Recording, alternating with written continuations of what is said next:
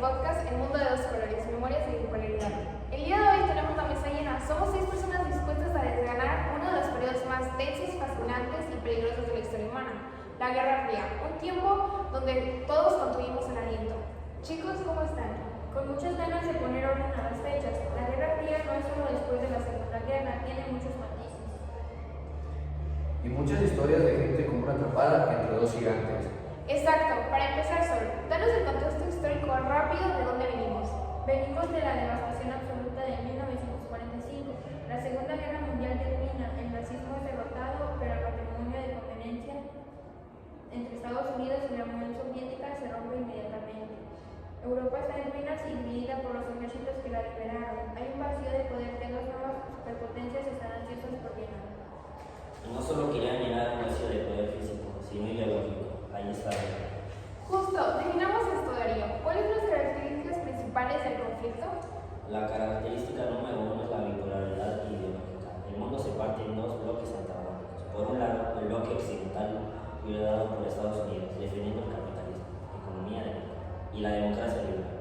Por el otro, el bloque de este, liderado por la URSS, imponiendo el comunismo, economía planificada y el partido único. Pero las características más famosas es la que le da el nombre, es una guerra fría, porque nunca hubo un enfrentamiento militar directo entre Estados Unidos y la URSS. Saben que la guerra nuclear significaría la mutua destrucción asegurada.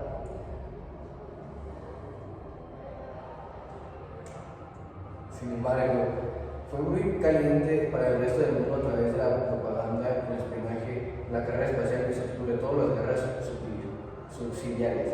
Muy bien, tenemos el contexto y las características. Ahora, ¿quién jugaba este partido? Háblanos de los países implicados.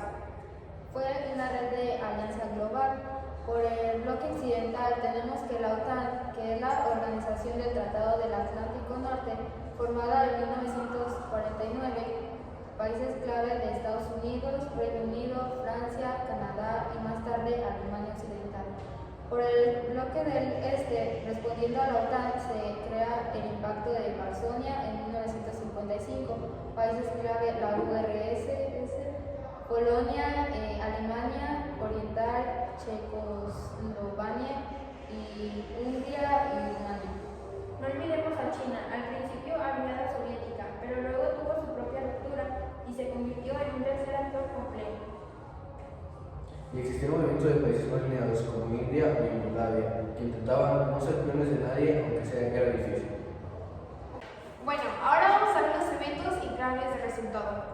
Bueno, la mesa está servida, casi 50 años de tensión. Vamos a repasar algunos de los eventos más importantes que definieron esta era. Chicos, lancen lo que creen indispensable. Yo empiezo con el bloqueo de Berlín en 1948. Fue el primer gran impulso. A la URSS bloqueó el acceso terrestre a la parte occidental de Berlín. Estados Unidos respondió con un puente aéreo masivo durante casi un año. Ahí se demostró que la división de Alemania era real. Y eso llevó a la construcción del muro de Berlín en 1961. La división física del mundo en concreto y al hombre de espino, el símbolo máximo de la Guerra Fría. Si hablamos de estar del borde del abismo, hay que mencionar la crisis de los misiles en Cuba en 1962. 13 días en los que el mundo estuvo a punto de una guerra nuclear porque la URSS instaló misiles en Cuba. Kennedy y Khrushchev tuvieron que negociar in extremis. Otro evento virtual, la Revolución China de 1949. Mao Zedong toma el poder. El país más poblado del mundo se vuelve comunista. Yo sumaría la carrera espacial, no era solo ciencia. Cuando la URSS lanzó el Sputnik en 1957, EU entró en pánico. Llegar a la Luna en 1969 no fue solo un gran paso para la humanidad, fue una gran victoria propagandística brutal del capitalismo sobre el comunismo. Muy buenos ejemplos. Ahora, ¿cuáles fueron los resultados a largo plazo? ¿Cómo terminó esto? Terminó de forma sorprendente, sin una explosión, sin un colapso. En los años 80, la economía soviética estaba estancada, incapaz de competir con el gasto militar y tecnológico de Estados Unidos. Gorbachev intentó reformas, perestroika y glasnost, pero abrió una caja de Pandora. El deseo de libertad en Europa del Este fue imparable. Los resultados finales son claros, como la caída del muro de Berlín en 1989, el fin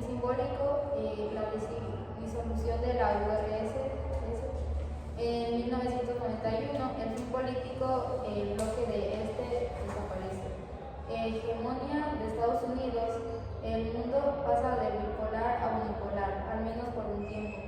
Expansión de la democracia y el capitalismo por Europa del Este. Perfecto, ya entendimos la Guerra Fría en general. Ahora vamos al detalle. Dijimos que las superpotencias no pelean directamente por poderes o por proxies. Vamos a listar más de 7 ejemplos de conflictos bipolares locales donde se reflejó esta lucha mundial. Frank y Aline se preparan porque son los especialistas aquí. Por favor, empiecen a lanzarlos. Un ejemplo sería la guerra de Corea de 1950 a 1953, el primer gran conflicto armado. El norte comunista apoya la URSS de China, invaden el sur capitalista, apoyado por la ONU y liderada por Estados Unidos. Termina en un empate técnico en el paralelo 38, donde sigue la frontera ahora. Guerra de Vietnam en 1955 y 1975.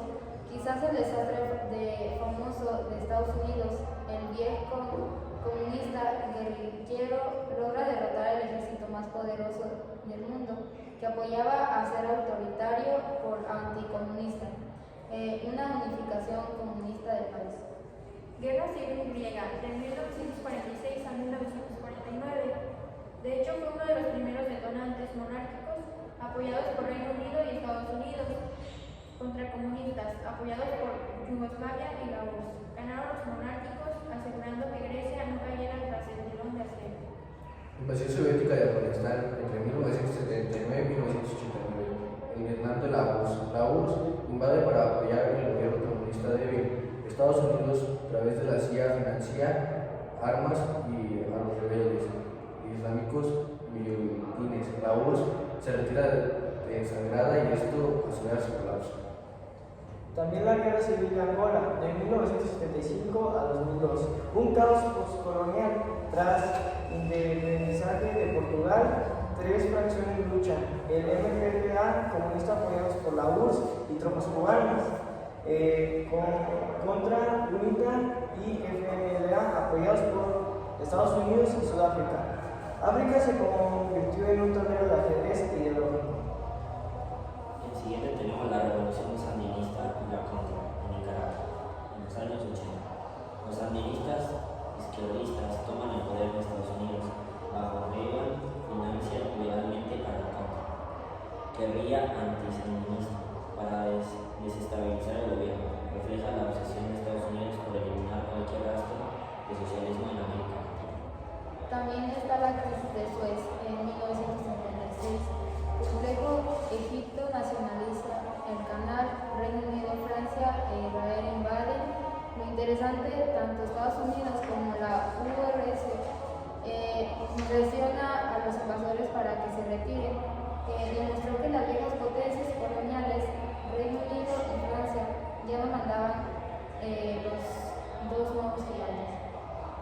También está la Guerra Civil en El Salvador, de 1979 a 1992. Gobierno apoyado masivamente por Estados Unidos, militarmente, contra la guerrilla de FMLN, apoyado ideológicamente por Cuba y la URSS. Una guerra sangrienta que polarizó al país por décadas. Ok, bueno, tenemos la comparación y los contrastes. Excelente lista, cubrimos más de 7. Ahora no todos por rivales. Franco y Cristian, ayúdenos a comparar y contrastar estas guerras que tienen en común y que diferían. Bueno, las similitudes es el patrón bipolar. Patrocinios externos en casi todos. Hay financiamientos, armas o inteligencia de Washington o Moscú. Justificación ideológica. Se veían como lucha por la libertad contra el comunismo o liberación contra el imperialismo, aunque a menudo eran luchas de poder legal. Escalada controlada. Las superpotencias siempre cuidaban de no enviar demasiadas tropas propias y la otra parte también las tenía para evitar la guerra directa. Sufrimiento local. La mayor similitud de muertos eran en su inmensa mayoría los habitantes del país Vietnam. Corea y Angola quedaron devastadas, mientras que Washington y Moscú siguen intactos. Contrastes las diferencias. Nivel de la implicación directa. En Corea y Vietnam, Estados Unidos envió cientos de miles de tropas. En Afganistán y fue la URSS quien envió tropas en Nicaragua o Angola. La implicación fue más a través del dinero y armas y también aliados, como Cuba en Angola. En naturaleza de la guerra, Corea fue una guerra convencional en frecuentes. Vietnam y Afganistán fueron guerras de guerrillas asimétricas, donde la potencia tecnológica perdió contra la voluntad y el conocimiento del terreno de los cables. Resultados: en Corea hubo un empate, statu quo. En Vietnam, victoria comunista total. En Afganistán, una retirada soviética que llevó al caos. No hubo una victoria capitalista clara en estos conflictos armados. La victoria capitalista fue económica y sistémica al final. Ha sido un viaje intenso, 6 perspectivas diferentes, temas enormes. Para terminar una frase de cada uno, ¿qué lección nos deja hoy la Guerra Fría y este mundo bipolar? Que la historia rara vez es blanco y negro, aunque los mapas lo parezcan. Que las ideologías son poderosas, pero las economías y las personas suelen tener la última palabra. Que la paz a veces es solo el miedo a la destrucción mutua y eso es práctico. Que un mundo con 2 jefes es peligroso, pero un mundo sin jefes claros también puede ser caótico. Nunca olvidar el costo humano. Las grandes potencias juegan ajedrez, pero las fichas son vidas reales. Y con esto nos despedimos. Gracias a los 5 por estar